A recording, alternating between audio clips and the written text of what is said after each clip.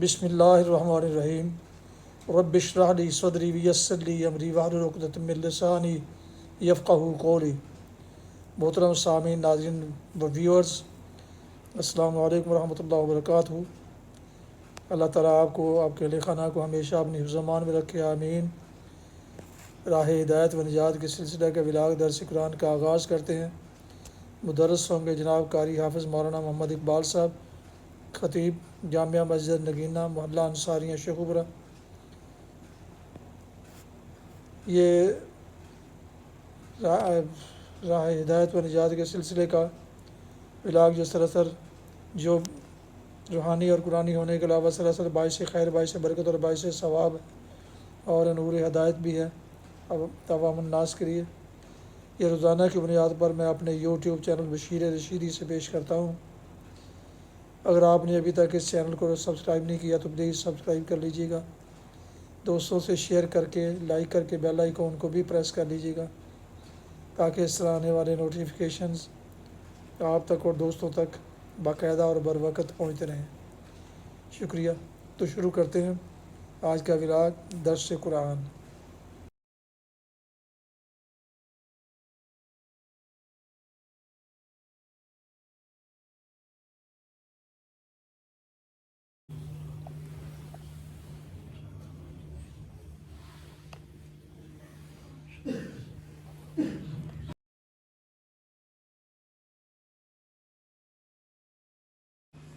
الحمدللہ وکفی والصلاة والسلام علی من لا نبی بعد، اما بعد فاعوذ باللہ من الشیطان الرجیم، بسم اللہ الرحمن الرحیم۔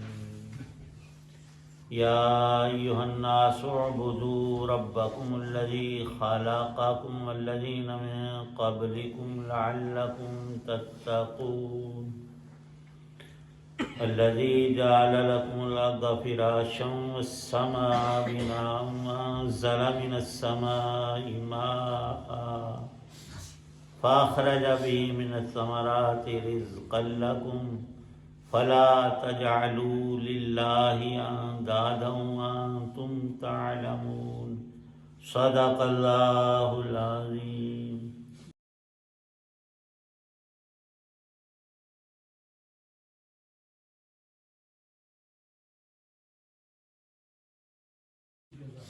اے لوگو، اپنے اس رب کی عبادت کرو جس نے تمہیں اور ان لوگوں کو پیدا کیا جو تم سے پہلے گزرے ہیں تاکہ تم متقی بن جاؤ۔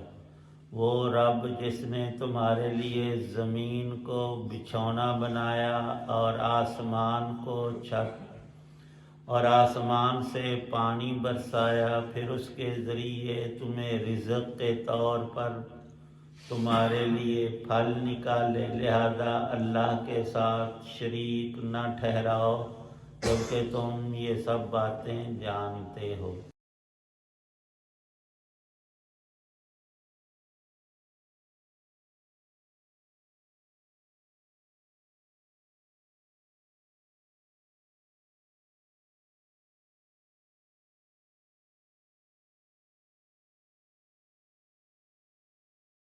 سورۃ البقرہ کا یہ تیسرا رکوع اور ابتدائی 2 آیات ہیں۔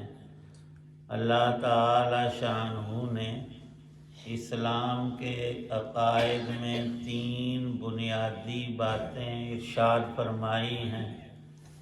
ایک، اللہ تعالی شانہ کی الوہیت، توحید باری تعالی شانہ۔ دوسری رسالت، اور تیسری چیز عقیدہ آخرت۔ یہ جڑ اور بنیاد کا درجہ تینوں باتیں رکھتی ہیں۔ یہ جو ابھی 2 آیات پڑھی ہیں، ان میں اللہ تعالی شانہ نے اپنی وحدانیت کا بیان فرمایا ہے، توحید باری تعالی شانہ۔ اگلی 2 آیتوں میں حضرت رسول پاک صلی اللہ تعالی علیہ وسلم کی نبوت اور رسالت کو بیان کیا، اور 5ویں آیت میں عقیدہ آخرت کی وضاحت فرمائی ہے۔ گویا 5 آیات میں تینوں بنیادی عقائد کو ذکر فرمایا ہے، اور یہ ذکر کرنا کسی انسان کا ہرگز نہیں ہے، خالق تعالی شانہ نے خود اپنی شانوں کو بیان فرمایا ہے۔ اور اللہ کے کلام میں غور کرنے سے ایسی جامعیت نظر آتی ہے کہ گویا اس کو اہل علم نے یوں تشبیہ دی کہ ہم صرف اپنے آپ کو دیکھ لیں یا جہان کو، کائنات کو دیکھ لیں، قرآن پاک کی بنیادی تعلیم ہاتھ آ جائے گی۔ اللہ تعالی شانہ نے ہمارے جسم کے اندر کچھ اعضائے رئیسہ رکھے ہیں بنیادی، دل، دماغ، جگر۔ تو 3 عقائد اسلام کے وہ بھی بنیادی، انسان کا دل بیمار پڑ جائے یا بند ہو جائے وہ زندہ نہیں رہتا، تو روحانی زندگی اس کے لیے سب سے پہلی چیز اللہ پاک کی شان وحدانیت پر ایمان لانا ہے۔ تو اس بات کو 2 آیتوں میں اللہ پاک نے ذکر فرمایا ہے، اور پیچھے سے ربط یہی کہ سب سے پہلے اللہ پاک نے 5 آیتوں میں سورۃ بقرہ کے اندر ایمان والوں کا ذکر فرمایا، پھر آگے کافروں کا بیان ہے، ان الذین کفروا سواء علیہم، پھر ان میں ایک موذی ترین قسم، یوں تو سارے ہی کافر ایسے ہیں، لیکن سانپ کا ڈسا کبھی بچ جاتا ہے، کبھی اتنا زہریلا ہوتا ہے کہ وہ پانی بھی نہیں مانگتا، ڈسا ہوا وہیں مار جاتا۔ تو وہ شدت جو کفر کی منافقین میں ہے اس کو ذکر فرمایا۔ اب چونکہ رب اللہ تعالی شانہ ایمان والوں کا رب بھی اللہ ہے، اور غیر مومنین کا رب بھی وہی ہے، کوئی اسے مانے تب بھی وہ رب ہے، کوئی انکار کرے تب بھی کوئی دوسرا رب نہیں ہے۔ ہر انسان کا دنیا میں بھی ایک ہی باپ ہوتا ہے حقیقتاً، کسی شخص کے کبھی 2 3 4 باپ نہیں ہوتے۔ اللہ نے ایک ہی انسان کے نطفے سے آگے نسل چلائی ہے، تو اب میں باپ میں کوئی شریک نہیں، تو رب میں کیسے ہوگا؟ بندہ خود غور کرے۔ اللہ پاک نے اپنی شانوں کو یوں ذکر فرمایا ہے کہ یہ سارا ہی کلام معجز ہے۔ جہاں بھی کوئی دعویٰ ہے قرآن پاک میں یا حکم ہے اللہ پاک نے دیا، تو اسی جگہ میں، اسی جملے میں، اسی مقام کے اندر ساتھ دلیل بھی ہے، علت اور وجہ بھی ہے۔ ارشاد ہے یا ایہا الناس، اے لوگو۔ مفسرین نے 2 باتیں ارشاد فرمائیں کہ جن کا تذکرہ پیچھے 2 رکوعوں میں ہوا ہے وہ سارے لوگ۔ بعض مفسرین فرماتے ہیں کہ اللہ نے جو مومن تھے وہ تو ایمان لے آئے، جو غیر مومن تھے ان کو دعوت دی۔ دونوں باتیں اپنی جگہ درست ہیں۔ یا ایھا الناس، اے لوگو، اے تمام انسانوں۔ ارشاد ہے اعبدو ربکم، اللہ پاک یہ بھی فرما سکتے تھے اعبدوا اللہ، اللہ کی عبادت کرو، نہیں، اللہ پاک یہاں فرماتے اعبدوا ربکم، اپنے رب کی عبادت کرو، جو تمہارا خالق اور رب ہے، پیدا کر کے تمہیں روزی دیتا ہے۔ روزی میں ساری چیزیں آتی ہیں، انسان کی تمام ضروریات، جسمانی بھی اور روحانی بھی، اللہ نے پیدا کر کے بندے تک پہنچائی ہیں۔ اعبدوا ربکم، لوگوں تم اپنے رب کی عبادت کرو. جو رب نہیں وہ عبادت کے لائق ہی نہیں، اور جو رب ہے اس کی عبادت پھر فرض ہے. اور مشرکین مکہ اور دنیا کے اکثر انسان، خواہ ان کو وہ ایمان لائے ہوں یا نہ لائے ہوں، اتنی بات فطرتی طور پر اور عامت الناس مانتے ہیں کہ زمین و آسمان کو ایک ذات نے پیدا کیا.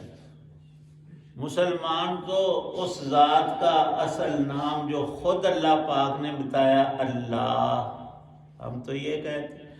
اور دوسری اقوام میں کچھ تو اللہ کو اللہ کہتے ہیں، کچھ نے کوئی اور نام رکھے ہوئے ہیں، اور مراد ان کی بھی یہی ہے کہ ایک ہستی، ایک ذات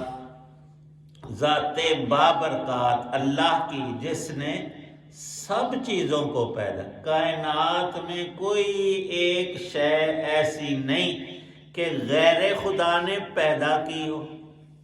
جب اس نے پیدا کیا ہے بندے، اور تیری ساری ضروریات کی وہی کفالت کرتا ہے، تو پھر بندے کو شرم آنی چاہیے اس کو چھوڑ کر عبادت کسی اور کی کرے. رب تو ہے اللہ، خالق تو ہے اللہ، اور غیر اللہ کی عبادت کرنا یہ سب سے بڑی کسی بھی انسان کی خرابی ہے. اس کو ذکر فرمایا ہے کہ تمہیں ہی نہیں، تمہارے باپ دادوں کو جتنے انسان پیدا ہوئے اور جتنی مخلوقات ہیں، سب کا خالق ایک ہی ہے. تو عبادت اس اکیلے اور یکتا کی. الذی خلقکم الذین من قبلکم لعلکم تتقون. شروع میں تھا ھدی للمتقین. تقوی کا ذکر قرآن پاک میں بہت آتا ہے، اور تقوی کی بنیاد وہ یہی ہے کہ ہم کفر اور شرک سے بچیں.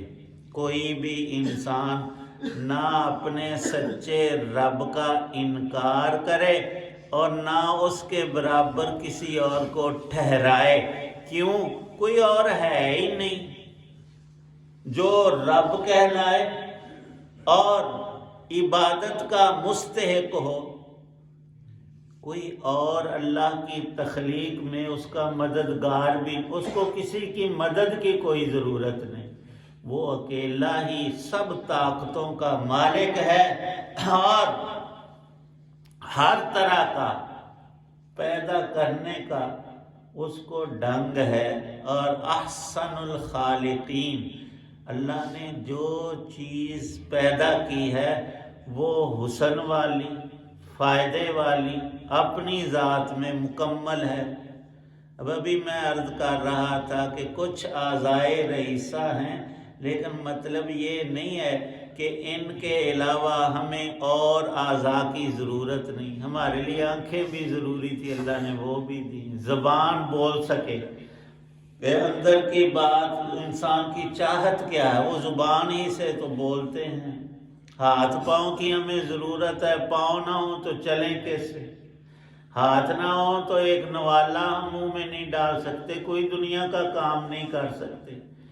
اسلام کے بنیادی عقیدے تو 3 ہیں، لیکن جو دوسرے عقائد ہیں وہ بھی ضروری ہیں. ان میں اللہ کی کتابوں پر ایمان لانا، فرشتوں پر یقین رکھنا کہ اللہ کی ایک مخلوق ہے، اور اس طرح دیگر عقائد جو ہیں ان کا جاننا بھی ماننا بھی ضروری ہے. اللہ پاک نے دوسری آیت میں مزید تفصیل بیان فرمائی ہے کہ اللہ ہی وہ ذات ہے، انسانوں تمہارے لیے زمین کو فرش اور بچھونا بنایا. زمین پر انسان چلتا پھرتا ہے اور زمین میں کھیتی باڑی کر کے اناج غلے ہر طرح کی چیزیں اگاتا ہے. انسان نہیں اگاتا، انسان تو بیچارہ بیج ڈال سکتا ہے، وہ ڈال کے آ جاتا ہے. اگانا بیج کو یہ رب کا کام ہے، اور پھر اس سے پودا درخت بنا کے اس کو پھول اور پھل اور پتے اور ٹہنیاں یہ ساری بندے کو پتہ بھی نہیں ہوتا کہ وہ کیسے بن رہی ہیں۔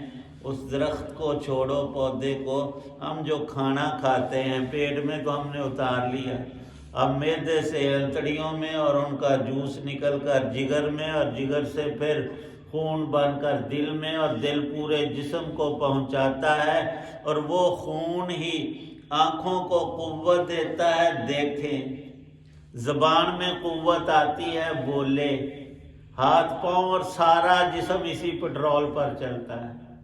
لیکن یہ بنانے والی وہی اللہ ہی سب کچھ جانتا بھی ہے اور کرتا بھی ہے۔ اس لیے دعوت یہ ارشاد فرمائی ہے کہ آسمان کو تمہارے لیے چھت بنایا۔ انسان بھی کمرہ اور مکان بناتا ہے، اگر چھت نہ ڈالی جائے تو وہ تو خوبصورت ہی نہیں، وہ کمرہ، وہ کوٹھی، وہ بنگلہ، وہ ہماری رہائش۔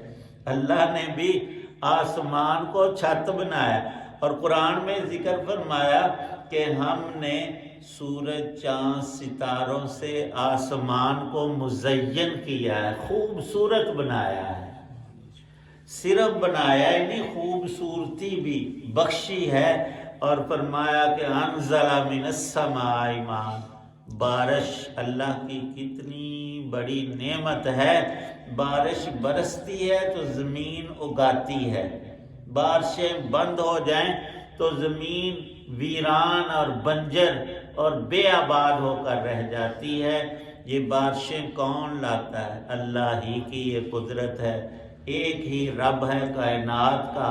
فَأَخْرَجَ بِهِ مِنَ الثَّمَرَاتِ رِزْقًا لَكُمْ، اے بندے رب کی روزی جسمانی اور روحانی دونوں تجھے مہیا ہے، استعمال کرتا ہے تو اس کا شکر بجا لا۔ فَلَا تَجْعَلُوا لِلَّهِ أَنْدَادًا، سب سے بڑا شکر یہ ہے کہ اللہ کی شان یکتائی پر کامل یقین رکھ، وہ ایک ہی معبود ہے اور حقیقی معبود کوئی نہیں۔ جہان کی کسی چیز کو بھی انسان سجدہ کرتا ہے، عبادت کرتا ہے تو اللہ نے اسے حرام ٹھہرایا ہے۔ اب مشرکین مکہ جو تھے وہ اللہ کو بھی مانتے تھے، پھر بتوں کو کیوں؟ شیطان نے ان کو پٹی پڑھائی تھی کہ کچھ باتیں ایسی ہیں اللہ نے ان کے سپرد کی ہوئی ہیں، رزق کا کم اور زیادہ ہونا، اور صحت کا ملنا، اور اسی طرح کچھ نعمتیں وہ ان کی ڈیوٹی لگا رکھی ہے۔ یا ان کا ایک اور نظریہ تھا کہ اللہ ہماری تو سنتا نہیں اور ان کی رد نہیں کرتا، ہر حال میں ان کی بات، وہ بیچارے بات کر ہی نہیں سکتے، ماننے کا سوال کیا۔ اللہ نے بندوں کو خود تخلیق کر کے اپنی ذات سے جوڑا ہے کہ مجھ سے مانگ تو میں تجھے اور بھی عطا کروں گا، بن مانگے جب اتنا دیا ہے تو مانگنے پر تجھے کیوں نہیں دیں گے۔ ھدی للمتقین میں تلمیح تھی، یہاں اس لفظ کی طرف اشارہ لعلکم تتقون، تم متقی اور مومن بن جاؤ گے، رب کی بات مانو گے۔ وَأَنْتُمْ تَعْلَمُونَ، ہر انسان کی فطرت میں اپنے خالق کا ماننا اللہ پاک نے پیوست کر رکھا ہے۔ یہ نعمتیں دنیا کی ذکر کی، جسمانی، زمین سے نکلنے والی، پانی کے ذریعے سے، اور اگلی دو آیتوں میں روحانی نعمت نبوت اور رسالت کو بیان کیا۔ پھر دونوں کا نتیجہ قیامت میں اصل کیا نکلے گا؟ اے بندے سدا کی تیری بھلائی اور خوشحالی اور تیری چاہت کی چیزیں وہ ایمان اور عمل صالح سے وابستہ ہیں، نری بات سے کچھ نہیں بنتا۔ ایک شخص ہے وہ کہتا ہے کہ میں 1,000,000 دفعہ 1,00,000 دفعہ کلمہ شریف پڑھوں گا، پڑھتا ہوں، پڑھا ایک دفعہ بھی نہیں۔ اور کئی لوگ کہتے ہیں کہ نبی پاک صلی اللہ علیہ وسلم پر 1,00,000 درود شریف، پڑھو تو صحیح، پھر وہ درود شریف ہے، زبان کا نرا دعویٰ نہیں، عمل ہے۔ ہر چیز کی اصل عمل سے وابستہ ہے۔ ہم نے روزی روٹی اپنے سامنے کھانے کی چیز رکھی ہے تو جب پکڑ کر منہ میں ڈالیں گے تو وہ غذا بنے گی نا۔ اور کہیں کہ یہ بڑے اچھے پھل پڑے ہیں، یہ فلانا کھانا ہے، سارا دن کہتے رہو، اس کا کچھ اثر ہے؟ زبانی کلامی کچھ نہیں۔ تو اللہ کی عبادت لازم ہے، وہ ہمارا رب ہے، اللہ پاک بھرپور نصیب فرمائے۔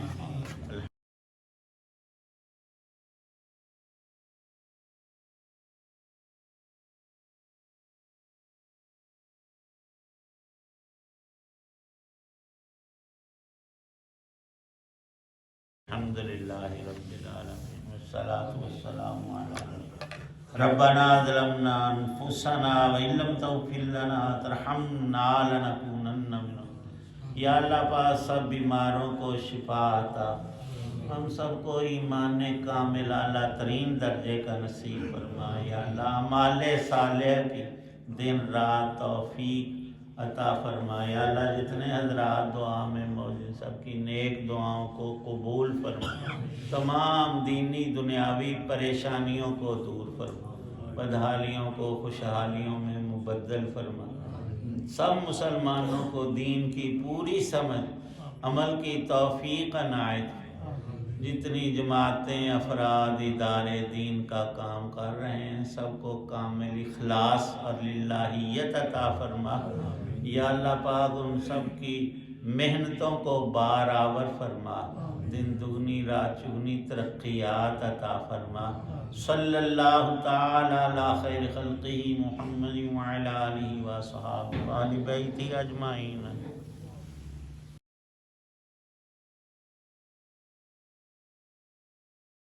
آپ سن رہے تھے اور دیکھ رہے تھے راہ ہدایت و نجات کے سلسلے کا ولاگ درس قرآن۔ آج کے درس میں سورہ البقرہ کی آیات مبارکہ 21 اور 22 کی تلاوت، ترجمہ و تفسیر بیان کی گئی۔